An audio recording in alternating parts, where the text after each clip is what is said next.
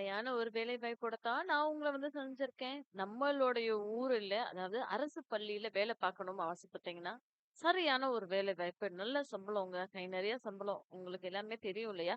அப்படிப்பட்ட சம்பளத்தோட தான் நம்ம இன்னைக்கு ஒரு ஜாப் ஆஃபர உங்களுக்கு கொண்டு வந்திருக்கோம். மறக்காம சேனல சப்ஸ்கிரைப் பண்ணிட்டு, உங்க ஃப்ரெண்ட்ஸ் அண்ட் ஃபேமிலிக்கும் ஷேர் பண்ணிட்டு வீடியோவ பாருங்க. என்ன வேலைக்கு அப்படின்னு சொல்லி பார்த்தோன்னா, பிஆர்டி அப்படின்னு சொல்லுவாங்க இல்லையா? அந்த ஒரு வேலைக்கு தான் எடுக்குறாங்க. ஓகேங்களா? ஏர்ஃபோர்ஸ் ஸ்கூல் இருக்குல்ல, ஆவடியில. அதுல தான் வேலைக்கு எடுக்குறாங்க. இது எப்புட்றா அப்படின்னு கேட்டீங்கன்னா, சிபிஎஸ்இக்கு கீழ வரக்கூடிய இந்த ஸ்கூலுங்க. ஆ டீச்சிங் அண்ட் நான் டீச்சிங் ஸ்டாஃப்க்கு வேலைக்கு ஆட்கள எடுக்குறாங்க. பிஆர்டி அப்படின்னு சொல்ல ஒரு வேலைக்குமே 3 பேர வேலைக்கு எடுக்குறாங்கங்க. ஸ்டேட்டஸ் என்னன்னா ரெகுலர் அப்படின்ற கேட்டகரிக்குள்ள வராங்க.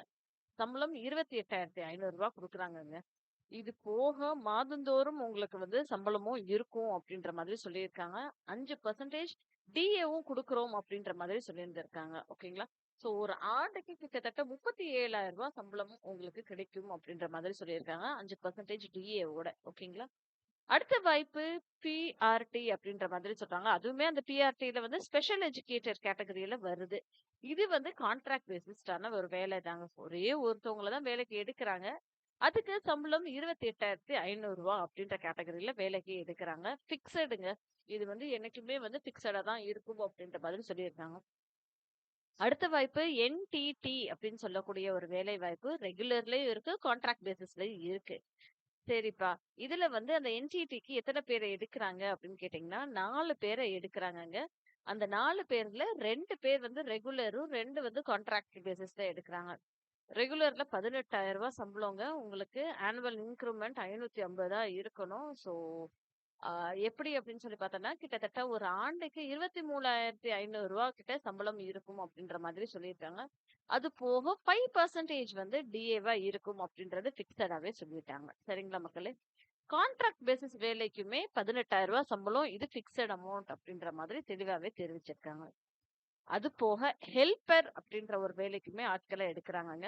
ஹெல்பர் வேலைக்கு 4 பேர எடுக்குறாங்க. இதுல 3 வந்து ரெகுலர் பேசிஸ்லயும், 1 வந்து கான்ட்ராக்ட் பேசிஸ்லயும் எடுக்குறாங்க.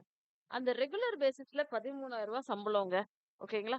ஆனுவல் இன்கிரிமென்ட் ரூ. 400 இருக்கும். ஸோ மாதாந்திரம் அப்படின்ற மாரி சொல்லியிருந்திருக்காங்க. ஆனுவல் இன்கம் அதாவது வருடந்தோறும் உங்களுக்கு ரூ. 400 இன்கிரிமென்ட் இருக்கும் அப்படின்ற மாதிரி சொல்லியிருந்திருக்காங்க. கிட்டத்தட்ட ரூ. 17,000 வரைக்கும் நீங்க இந்த போஸ்ட்ல சம்பாதிக்கலாம் அப்படின்னு சொல்லியிருக்காங்க. அது போக 5% டிஏவும் நாங்க உங்களுக்கு தரோம் அப்படின்றதை தெளிவாவே தெரிவிச்சிருக்காங்க. சரிங்களா மக்களே? கான்ட்ராக்ட் பேசிஸ்லயும் வேலை இருக்குங்க. இதுல வந்து ரூ. 13,000 சம்பளம் அப்படின்ற மாதிரி தெளிவா சொல்லியிருந்திருக்காங்க. அடுத்தது வாட்ச்மேன் வேலைக்கு ஆட்கள எடுக்குறாங்க. 6 பேர எடுக்குறாங்கங்க. கான்ட்ராக்ட் பேசிஸ்ல தான். ரூ. 13,000 சம்பளம் அப்படின்ற மாதிரி சொல்லியிருந்திருக்காங்க. இது பத்தின முழுசா டீட்டெயில்டா நீங்க விவரம் தெரிஞ்சுக்கணும்னா, இந்த லிங்க நான் உங்களுக்கு டிஸ்கிரிப்ஷன் பாக்ஸ்ல குடுத்துர்றேன். கிளிக் பண்ணி செக் பண்ணிக்கோங்க. இன்னும் டீட்டெயில்டா நீங்க பார்க்கணும் அப்படின்னா, https://www.afsschoolawadi.com அப்படின்ற ஒரு இணையதளத்துல போய் பார்த்துக்கோங்க. ஓகேங்களா?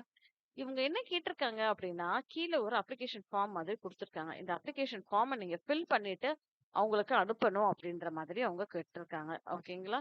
அதுக்கு எப்படி போட்டு லெட்டர்ல தான் அனுப்பணும். The principal air force school Avadi, Chennai 6,55,000 அப்படின்ற மாதிரி சொல்லியிருந்திருக்காங்க. ஓகேங்களா? அது வந்து போஸ்ட் மூலியமா தான் வரணும் அப்படின்ற மாதிரி சொல்லியிருக்காங்க. இல்லன்னா நீங்க நேரடியா வந்து கூட நீங்க குடுத்துட்டு போயிரலாம் அப்படின்ற மாதிரி சொல்லியிருந்திருக்காங்க.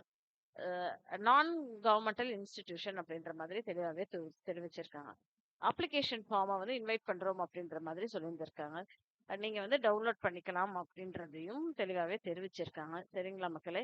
ஆன்லைன் மூலியமா, ஆஃப்லைன் மூலியமாவும் இருக்கும் அப்படின்ற மாதிரி அவங்க சொல்லியிருந்திருக்காங்க. ஒரு ரிட்டன் எக்ஸாமினேஷன் இருக்கும் அப்படின்ற மாதிரி சொல்லியிருக்காங்க. சனிக்கிழமை 24ஆம் தேதி 2026ல ரிட்டன் எக்ஸாமினேஷன் இருக்கும் அப்படின்ற மாதிரி சொல்லியிருக்காங்க. அதாவது எந்தெந்த கேண்டிடேட்ஸ் வந்து எலிஜிபிள் ரிட்டன் டெஸ்ட்க்கு அப்படின்றத அப்லோட் பண்றது சனிக்கிழமை அப்லோட் பண்றோம்.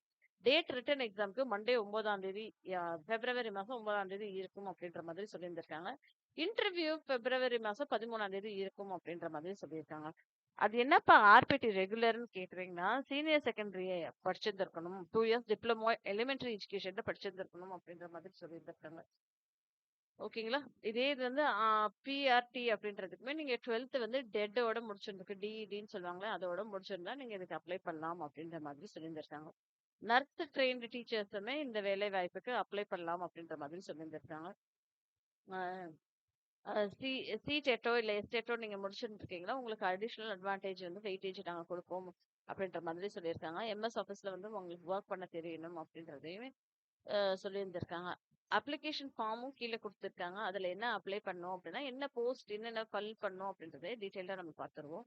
அப்ளிகேஷன் நீங்க எந்த போஸ்ட்டுக்கு அப்ளை பண்றீங்களோ, அந்த போஸ்ட்ட குடுங்க. அதுக்கப்புறம் வந்து போஸ்ட் அப்ளைட் ஃபார் எந்த போஸ்ட்டுக்கு வந்து நீங்க அப்ளை பண்ணியிருக்கீங்களோ, அந்த போஸ்ட்டுக்கோட பேர் குடுங்க. Name of the candidate name of the candidate பேர் என்னவோ அத குடுங்க. ஹஸ்பண்ட் ஆர் ஃபாதர்ஸ் நேம் அப்படின்றதையுமே அங்க குடுத்துருங்க. என்ன செக்ஸோ அத குடுத்துருங்க. டேட் ஆஃப் பர்த் என்னவோ அத குடுங்க. அதுக்கப்புறம் ஏஜ் ஆஸ் ஆன் 1 ஜூலை 2026 வயது என்னவோ அத குடுங்க. அப்புறம் நேஷனாலிட்டி இந்தியன் இல்ல வேற ஏதாவதுனாலும் மென்ஷன் பண்ணுங்க. மரைட்டல் ஸ்டேட்டஸ் என்ன? அதுக்கப்புறம் அட்ரஸ் ஃபார் கரஸ்பாண்டன்ஸ் என்னவோ அப்படின்றத குடுத்துருங்க. மொபைல் நம்பர், இமெயில் ஐடி இது எல்லா டீட்டெயில்ஸுமே குடுத்துட்டு, அதுக்கப்புறம் நீங்க என்ன படிச்சிருக்கீங்க? டிகிரி, கோர்ஸ் என்ன? இன்ஸ்டிடியூஷன் என்ன? யுனிவர்சிட்டி என்ன படிச்சிருக்கீங்க? எவ்வளோ பெர்சன்டேஜ் மார்க் வாங்கியிருக்கீங்க? எப்ப படிச்சு முடிச்சீங்க? அதுக்கப்புறம் வந்து வேற ஏதாவது குவாலிஃபிகேஷன் உங்களுக்கு இருக்கா? என்ன வேற கல்வி ஏதாவது உங்களுக்கு தெரியுமா? லாங்குவேஜஸ் லோன் ஏதாவது தெரியுமா? அப்படின்றத கேட்டுருக்காங்க. டெட், எஸ்டெட் இதுல என்ன பாஸ் பண்ணியிருந்தீங்கன்னா, அதோட டீட்டெயில்ஸ் எல்லாமே குடுத்துருங்க. அப்படின்றதே தெளிவாவே தெரிவிச்சிருக்காங்க. இதே மாதிரி தெரிஞ்சுக்கணும்னா என் சேனல சப்ஸ்கிரைப் பண்ணிக்கோங்க மக்களே. நன்றி.